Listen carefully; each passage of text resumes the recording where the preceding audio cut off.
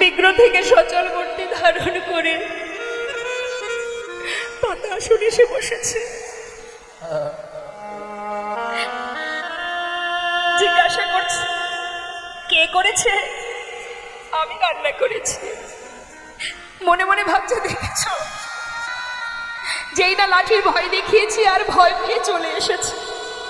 শিগগিরই খেয়ে নাও, কখন থেকে ডাকছি তোমায়।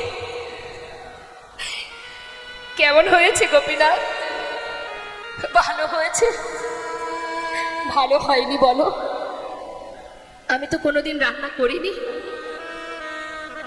ভগবান চোখের জলে বুক ভাসিয়ে কাঁদছে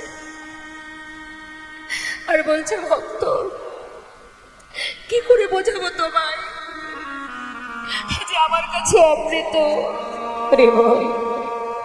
তুমি আমার জন্য ভালোবেসে রন্ধন